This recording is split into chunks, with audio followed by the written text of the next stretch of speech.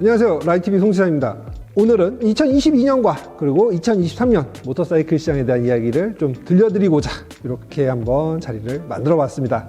2022년은 사회적으로도 정말 많은 일들이 있었지만 그것과 또 연계돼서 모터사이클 시장 전반에도 정말 많은 일들이 있었는데요. 우선 첫 번째, 배달 시장의 축소입니다. 사회적 거리두기가 본격적으로 해제되기 시작하고, 그리고 실외 마스크 제한도 어느 정도 좀 해제된 이런 상황에서 사람들이 점점 더 바깥으로 나가기 시작하고, 배달 대행 업체를 통해서 음식을 시켜 먹는다든지 하는 이런 분위기들이 점점 사라지기 시작하고, 예전에 비해 배달 시장들이 확 줄어드는 게 사실입니다. 그러다 보니까 상대적으로 일감이 줄어든 배달 대행 종사자분들, 이런 분들이 이제 다른 쪽으로 일을 알아봐야지 하시면서 기존에 배달 대행에 이용하시던 모터사이클들을 시장에 내놓고 있고, 그러다 보니까 혼다 PCX라든지 야마 MX라든지 이런 두 모델 같은 경우에는 지금 중고차 시장에 어마어마한 물량이 지금 쏟아지고 있고, 중고가 역시도 상당히 지금 낮아지고 있는 그런 상황인데요. 조금 지갑 사정이 얇으셨던 분들이라면은 기본적으로 내구성이 충분히 검증된 제품들이기 때문에 이번 기회를 노려서 출퇴근용 편한 제품 하나 구입을 고려해 보시는 것도 좋지 않을까라는 생각이 들고요. 두 번째는 러시아 전쟁과 코로나 물류난으로 인해서 공급 물량이 부족해진 상황입니다. 2022년 신차들 같은 경우에도 이전에 비해서 상당히 늦은 시기에 출시가 되는 모습들을 볼 수가 있었고요. 이런 부분들이 중고가 상승에도 영향을 주어서 앞에 말씀드렸던 PCX나 MX 이 모델들을 제외하고 나머지 중고차들은 좀 가격이 전반적으로 오르는 자동차 시장과 거의 비슷한 양상을 보이고 있었습니다. 그러다 보니까 결산이 나오진 않은 상태입니다만 대부분의 업체들이 2021년 대비 판매량이 낮아진 양상을 볼 수 있지 않을까 이렇게 생각을 하고요. 그렇다면 2023년은 어떻게 될까요? 우선 최근에 강세를 보이고 있는 어드벤처 모터사이클들은 여전히 강세를 이어갈 것으로 보입니다. 혼다에서는 XL750 트랜스 알프 모델, 스즈키에서는 V스트롬의 신형 엔진을 탑재한 V스트롬 800D, 베넬리에서는 TRK800, TRK702, 온로드형 어드벤처 모델인 BKX250 이런 모델들을 선보였는데요. 각 브랜드에서 이런 어드벤처 모델들을 계속해서 선보인다는 것은 일단 시장에서 수요가 높다라는 거. 기존에는 리터급 내지는 오버리터급 1000cc 그 이상의 모델들이 중심이 되었던 반면에 지금 말씀드렸던 모델들은 전부 1000cc 밑에 모델들인데요. 실제 차량의 구입 비용이라든지 유지 비용이라든지 부담을 덜어주는 부분이 있는 모델이기 때문에 실용성에 있어서는 더 뛰어나지 않을까라는 예상이 되고요. 아무래도 좀 더 즐겁게 이용할 수 있는 모델이 될 거라고 생각을 합니다. 그리고 클래식 모터사이클 시장은 내년에도 가늘고 길게 명맥을 이어갈 것으로 보입니다. 클래식 모터사이클이 국내에 본격적으로 붐이 일기 시작했던 게 2014년쯤이었을 거예요.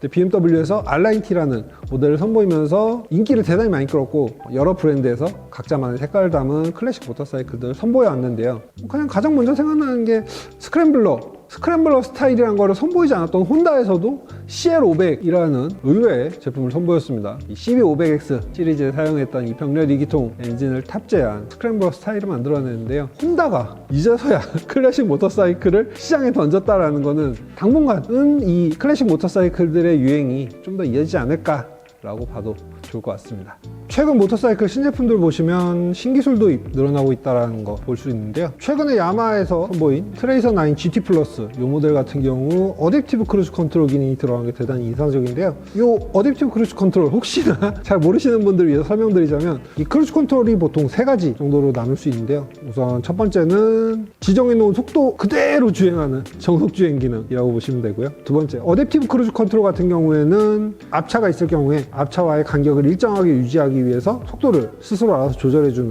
그 기능이라고 보시면 되고요. 그리고 세 번째로는 구간에 맞춰서 속도를 규정 속도 이하로 주행을 하다가 그 구간을 지나고 난 이후에는 속도를 설정해 놓은 그대로 맞춰서 달리게 해주는 내비게이션 기반 크루즈 컨트롤 기능, 이렇게 보통 크게 세 가지로 나뉘는데요. 물론 모터사이클의 경우에는 어댑티브 크루즈 컨트롤 기능, 이 기능 정도까지만 투입이 돼 있긴 한데 모터사이클 기능 구조의 한계상 어쩔 수 없는 부분이긴 합니다만, 앞서서 BMW라든지 두카티에서도 이 기능이 탑재된 모터사이클을 선보이긴 했습니다만, 흔히 우리가 프리미엄 브랜드라고 하는 브랜드에서 이 기능을 탑재했던 것과 대중 브랜드라고 할 수 있는 야마에서 이 기능을 탑재했다라는 것은 좀 의미가 다르다라고 볼 수 있는데요. 앞으로 야마뿐만이 아니라 다른 브랜드들에서도 어댑티브 크루즈 컨트롤 기능의 탑재가 점점 더 늘어날 것이라 이렇게 볼 수 있을 것 같습니다. 최근 신제품들에서는 엔진의 변화도 주목할 수 있는데요. 대표적으로 혼다 같은 경우 호넷 그리고 트랜스알파에 탑재된 새로운 750cc 엔진이 있고요. 스즈키의 경우 GSX 8S나 V스트롬 800D에 탑재된 장렬 2기통 800cc 엔진이 있고요. 베넬리의 경우 702 엔진을 새롭게 선보였는데요. 이렇게 엔진을 새롭게 선보이는 이유는 가장 대표적으로 환경 규제를 충족시키기 위한 목적이 있습니다. 새로 개발한 2기통 엔진은 충족시키기에 부담이 좀 적어지는 측면이 있기 때문에 여러 브랜드들이 기통수를 낮춰서 2기통 엔진으로 제품을 선보이고 있는 상황이고요. 그리고 또 하나의 이유는 원가를 절감하기 위한 목적이 있습니다. 원가를 낮춤으로써 실제 소비자들이 구입해야 되는 비용 부담을 낮추는 건데요. 기존의 4기통에는 그만큼 더 많은 부품수가 들어갔던 반면에 2기통을 줄이게 되면 부품수가 줄어들면서 원가를 낮추고 이 원가가 낮아짐으로써 소비자들이 구입하는 비용을 낮춰주는 효과도 있기 때문에 그런 효과를 기대하고 있는 것입니다. 근데 여기서 좀 의아하게 생각하시는 분들도 있을 것 같아요. 혼다 같은 경우에는 이미 기존 NC 시리즈에 탑재되는 750cc 엔진이 있고 베넬리의 경우에도 800에 탑재되는 엔진의 경우 752cc이기 때문에 새로 나온 엔진과 그렇게 배기량 차이가 나지 않는데 뭐하러 굳이 신형 엔진을 탑재했느냐라고 생각하시는 분들도 있을 것 같은데요. 혼다의 경우에는 기존 NC 시리즈가 추구하던 것과 호넷 트랜스알프가 추구하던 방향성이 서로 다르기 때문에 새로운 엔진을 나눠서 개발했다라고 보시면 될 것 같고요. 베넬리의 경우에는 현재 800급에서 사용하고 있는 752cc 엔진을 조만간 800cc로 업그레이드할 계획이라고 하고 기존 500과 800 사이의 간극을 새로 나온 702 엔진으로 메우겠다라는 계획인 거죠.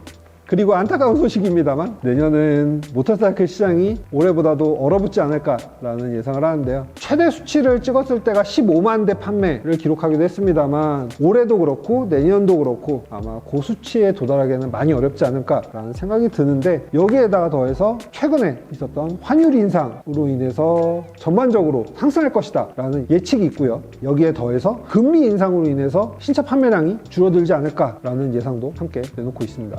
그리고 전기 스쿠터, 전기 모터사이클의 보급이 과연 확대될 것이냐에 대한 생각을 좀 해볼 수가 있는데요. 서울시는 2025년부터 배달업에 사용하는 모터사이클들을 전부 전기로 전환하겠다라는 계획을 밝혔는데요. 이 계획을 발표했다고 해서 내연기관 모터사이클로 운행을 하던 사람들이 과연 전기 모터사이클로 흔쾌히 바꾸겠느냐에 대해서는 좀 생각해 볼 여지가 있는 문제입니다. 왜냐하면 전기 모터사이클을 운용하기 위해서는 구입비에 대한 부담 생각하지 않을 수 없고요. 기존에 사용하던 내연기관 모터사이클을 폐지하고 전기로 넘어가야 할 만큼의 메리트가 주어져야지만 전환을 고민할 수가 있게 되는 거고요. 그리고 두 번째로는 인프라가 충분히 보급이 되어 있냐 또 함께 생각을 해봐야 될 것 같습니다. 최근에는 전기 모터사이클에 배터리를 교체해서 사용할 수 있게 하는 배터리 스왑 스테이션 이런 것들에 대한 보급이 서서히 늘어나고 있는 추세이긴 합니다만 과연 이것이 배달업을 할 수 있을 만큼 충분히 보급되고 있는지에 대해서는 좀 생각해 볼 여지가 있는 그런 부분이기 때문에 전환하는 비율이 그렇게 높진 않을 것이다 이렇게 예상이 되고요. 그리고 대부분의 수입 브랜드들에서 전기 모터사이클에 대한 도입이 그렇게 적극적이지 않다라는 것도 이런 전동화에 있어서 상당한 영향을 주는 요소인데요. 아직까지 공식적으로 전기 모터사이클을 도입하겠다라고 밝힌 내연기관 브랜드들은 아직까지는 없는 상황입니다.